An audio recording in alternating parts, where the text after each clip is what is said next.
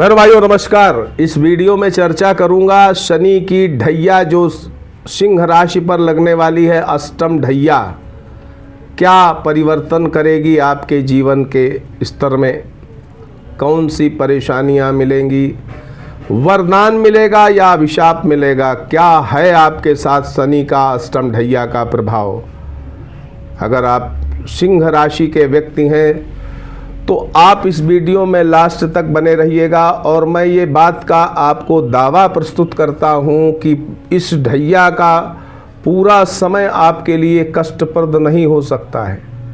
यानी आपको ये लग रहा है कि शनि की ढैया है, अष्टम ढैया है, तो हम 2.5 साल के लिए एकदम कैद में हो जाएंगे, तो ये आपका भ्रम है। समय अच्छा भी आएगा, बुरा भी आएगा, लेकिन अगर आप इस वीडियो को नहीं देखोगे तो अच्छे समय का कैलकुलेशन आपके दिमाग में नहीं रहेगा। कब अच्छा समय आया और कब चला गया, आप ढैया के भ्रम में पड़े रहेंगे और अच्छे समय का उपयोग नहीं कर पाएंगे। तो इस वीडियो में बने रहिएगा, अच्छे समय को नोट करिएगा, बुरे समय को भी नोट करिएगा। अच्छे समय पर अपने पुरुषार्थ प्रयास बढ़ा दीजिएगा। आपकी शनि की ढैया का कोई दुष्प्रभाव आपको नहीं मिलेगा। और जो बुरा समय है उसमें सतर्क रहिएगा। जैसे कछुआ जब खतरा दिखता है तो अपने पैरों को, अपने हाथों को अंदर दबा लेता है और एकदम शांत हो जाता है। तो बुरे समय में ज़्यादा प्रयास करने से भी आपको नुकसान हो सकता है। तो इस वीडियो में ख़ास तौर पर कालखंडों की चर्चा है। कौन सा कालखंड इस ढैया का आपके लिए अच्छा रहने वाला है, कौन सा बुरा रहने वाला है। तो सबसे पहले शनि की गोचरीय व्यवस्थाओं पर चर्चा करें। 29 मार्च 2025 को शनिदेव मीन राशि में जैसे ही प्रवेश करेंगे उसी समय आपकी शनि की अष्टम ढैया चालू हो जाएगी।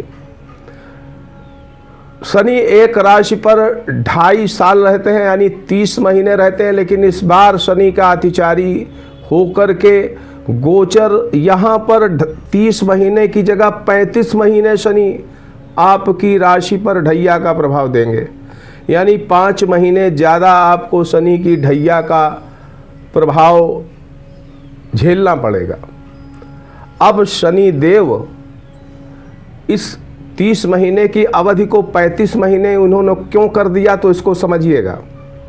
29 मार्च 2025 से शनिदेव मीन राशि में आएंगे और 23 फरवरी 2028 तक ये मीन राशि में ही रहेंगे। जैसे इनका कार्यकाल पूरा होना था 2.5 वर्ष का, 30 महीने का, तैसे ही उसके पहले ही इन्होंने अतिचारी अवस्था ग्रहण कर ली और अगली राशि में इसमें चले जाएंगे। और उसके बाद वहाँ लगभग 5 महीने रह कर के पुनः मीन राशि में आ जाएंगे। यानी जो 30 महीने की आपकी ढैया होने वाली थी वो 35 महीने की होने वाली है। और इस गोचरीय अवस्था में शनिदेव के 3 बार ये वक्री होंगे। 2025 में 13 जुलाई से लेकर के 28 नवंबर तक रहेंगे और 2026 में 27 जुलाई से 10 दिसंबर तक रहेंगे। 2027 में 10 अगस्त से लेकर के 23 दिसंबर तक ये वक्री अवस्था में रहेंगे। सिंह राशि के 3 नक्षत्र। अब देखिए, सिंह राशि के 3 नक्षत्र इन्वॉल्वमेंट। पहला नक्षत्र मघा, दूसरा पूर्वा फाल्गुनी और तीसरा उत्तरा फाल्गुनी। मघा नक्षत्र के 4 चरण, पूर्वा फाल्गुनी के 4 चरण और उत्तरा फाल्गुनी का पहला चरण।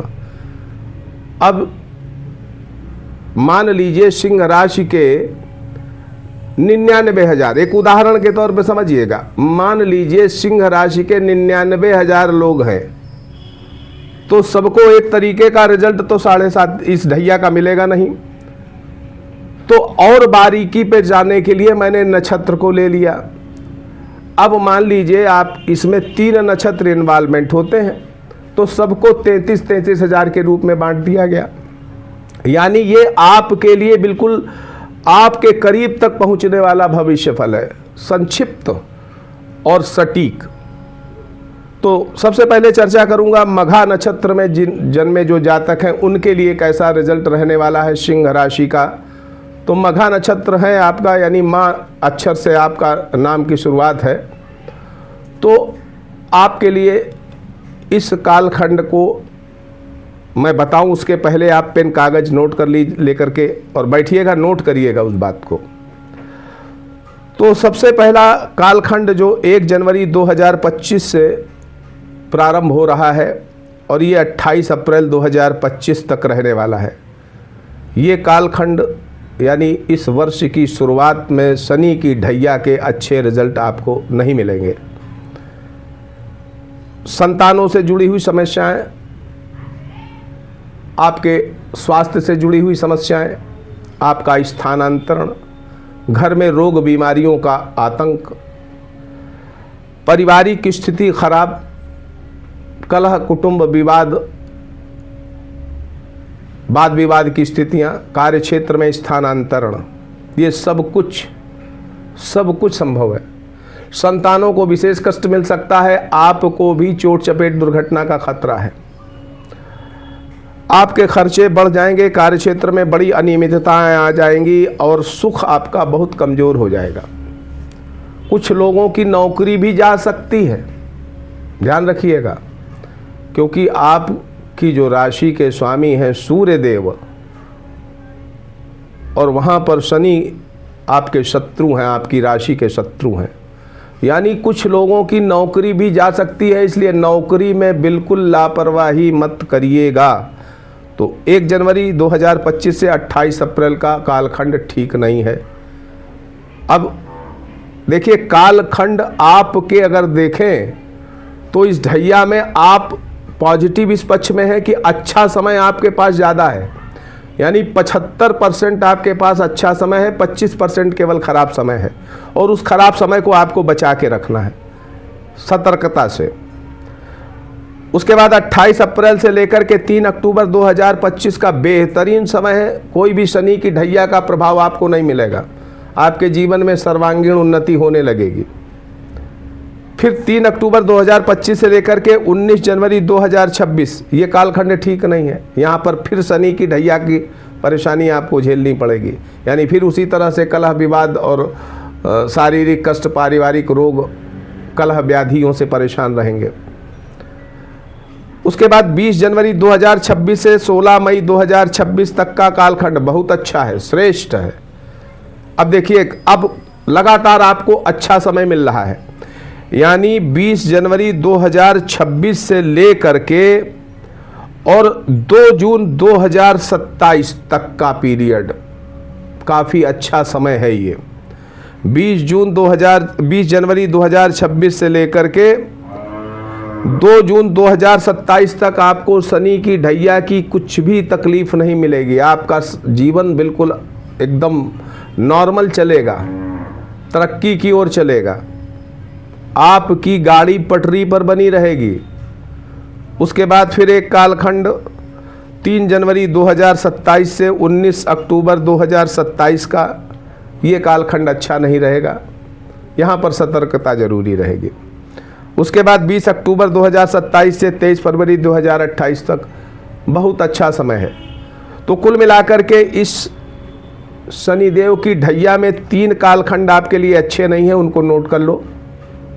1 जनवरी 2025 से 28 अप्रैल 2025, 3 अक्टूबर 2025 से लेकर के 19 जनवरी 2026 और 3 जून 2027 से लेकर के 19 अक्टूबर 2027। ये 3 कालखंड केवल अच्छे नहीं हैं, बाकी सब समय आपके लिए बेहतरीन है। कहीं से भी आपको नहीं लगेगा कि आप शनि की अष्टम ढैया से पीड़ित हो रहे हैं। अब आ जाइए पूर्वा फाल्गुनी नक्षत्र वालों के लिए। इनकी साल की शुरुआत अच्छी है। 1 जनवरी 2025 से लेकर के 28 अप्रैल 2025 तक आप अपनी कोई भी ऐसी इच्छा नहीं है जो ना पूरी कर पाएँ, चाहे अपने व्यक्तित्व की, अपनी मनोकामनाओं की, अपने लक्ष्यों को, आप अपने बैंक बैलेंस को, आप पुरुषार्थ, रिश्तेदारी, नातेदारी, कोई ऐसा क्षेत्र नहीं है, यानी यहाँ सर्वांगीण उन्नति आपकी होगी। कहीं पर भी आपको शनि की ढैया का प्रभाव नहीं दिखेगा 28 अप्रैल तक। फिर दूसरा खराब समय आ जाएगा 28 अप्रैल 3 अक्टूबर 2025 तक। 28 अप्रैल 2025 से 3 अक्टूबर 2025 ये समय सतर्कता का है। यहाँ पर आपको अपने कार्यक्षेत्र में, अपने परिवार के प्रति, संतानों के प्रति, रिश्तेदारों के प्रति, अपने बैंक बैलेंस के प्रति, अपने स्वास्थ्य के प्रति बहुत सतर्क रहने की आवश्यकता है, कुछ भी नुकसान हो सकता है। शनि की ढैया, अष्टम ढैया बहुत ख़राब मानी जाती है, क्योंकि पहली दृष्टि कर्म क्षेत्र में यानी आपके कर्म क्षेत्र पिता, उनको परेशानी होती है। दूसरी आपके धन भाव, कुटुंब भाव, परिवार, वहाँ पर दिक्कत होती है। सौहार्द में, पारिवारिक सौहार्द में कमी होती है।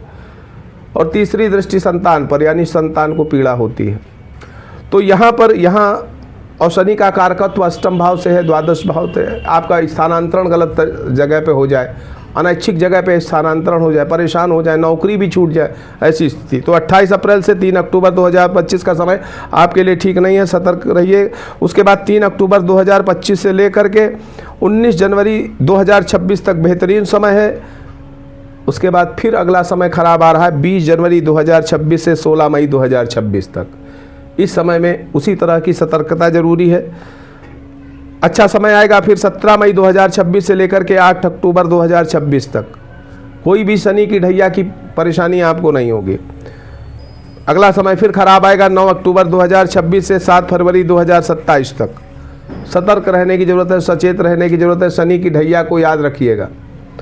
उसके बाद 8 फरवरी 2027 से 2 जून 2027 तक का अच्छा समय है, बहुत अच्छा समय है। 3 जून 2027 से लेकर के 19 अक्टूबर 2027 तक बहुत ही अच्छा समय है। 20 अक्टूबर से 23 फरवरी 2028 तक बहुत अच्छा समय है।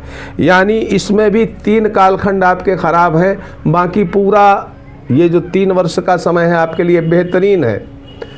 तो फिर एक बार मैं बता रहा हूँ, नोट कर ले खराब वाले समय को। 28 अप्रैल से 3 अक्टूबर 2025, 20 जनवरी 2026 से 16 मई 2026, 9 अक्टूबर 2026 से 7 फरवरी 2027। ये 3 कालखंड खराब है, बस इनमें ही सतर्कता की जरूरत है। बाकी पूरा कालखंड 3 वर्ष का आपके लिए बेहतरीन रहने वाला है। सर्वांगीण उन्नति देते हैं शनिदेव, इस बात का ध्यान रखिएगा। कोई भी कसर ऐसी नहीं रह जाती जो आप पूरी न कर पाएँ। और जब शनिदेव दंड देने लगते हैं तो फिर आपकी कोई कसर नहीं रह जाती कि आप कहीं से बच जाए। तो अच्छा समय है, बेहतर ढंग से लाभ उठाइएगा और खराब समय में सतर्क रह करके काम करिएगा। उत्तरा फाल्गुनी नक्षत्र के जो जातक हैं उनका शुरुआती महीना ठीक नहीं है, शुरुआती समय ठीक नहीं है। यानी 1 जनवरी 2025 से 28 अप्रैल 2025 तक का समय अच्छा नहीं है। दूसरा खराब समय है 3 अक्टूबर 2025 से 19 जनवरी 2026 तक। तीसरा खराब समय है 17 मई 2026 से 8 अक्टूबर 2026 तक। चौथा खराब समय है 8 फरवरी 2027 से 2 जून 2027 तक। और पांचवा खराब समय है 20 अक्टूबर 2027 से 23 फरवरी 2028 तक। अब यहाँ देखिए, जो मघा नक्षत्र के थे, पूर्वा फाल्गुनी नक्षत्र के थे, उनका 25% समय खराब था और 75% पूरा कालखंड अच्छा था। लेकिन यहाँ उत्तरा फाल्गुनी नक्षत्र वालों को असली शनि की ढैया लगेगी। यहाँ पर इनको जो है 75% खराब समय अनुभव होगा और 25% अच्छा होगा। तो आप देख लीजिए, नोट कर लीजिएगा। 1 जनवरी 2025 से 28 अप्रैल 2025 तक खराब समय है, सतर्कता जरूरी है। 28 अप्रैल से 3 अक्टूबर 2025 तक अच्छा समय है, चिंता करने की कोई बात नहीं। 3 अक्टूबर 2025 से 19 जनवरी 2026 तक खराब समय है, सतर्क रहिएगा। 20 जनवरी 2026 से 16 मई 2026 का अच्छा समय है, चिंता मत करिएगा। 17 मई 2026 से लेकर के 8 अक्टूबर 2026 का खराब समय है, नौकरी जाने का पूरा चांस बनेगा इसमें। 9 अक्टूबर 2026 से 7 फरवरी 2027 तक अच्छा समय है, सतर्क मतलब उसका लाभ लीजिएगा। 8 फरवरी 2027 से लेकर के 2 जून 2027 का खराब समय है, बहुत सतर्कता जरूरी है। 3 जून 2027 से 19 अक्टूबर 2027 तक अच्छा समय है। और उसके बाद शनि जाते जाते, यानी शनि की ढैया समाप्त होते होते ये आपको तकलीफ़ दे के जा सकते हैं। यानी 20 अक्टूबर 2027 से 23 फरवरी 2028 तक का समय भी आपके लिए अच्छा नहीं है। तो कुल मिलाकर के उत्तरा फाल्गुनी नक्षत्र वालों के लिए कहना चाहता हूँ विशेष रूप से कि आपको इस वर्ष की शुरुआत से ही हनुमानाष्टक का पाठ करना चाहिए और शिव जी का मंत्र ओम जूम शह इसका जप करना चाहिए। और आप पूरे मनोयोग से ऐसा करते हैं तो शनि के बुरे परिणामों से काफ़ी हद तक आपकी रक्षा हो सकती है। आप सुखी रहें, समृद्ध रहें, इसी मंगलमयी कामना के साथ मैं पंडित दिनेश नारायण पांडे आपसे विदा लेता हूँ। प्रेम से बोलिए जय माता की।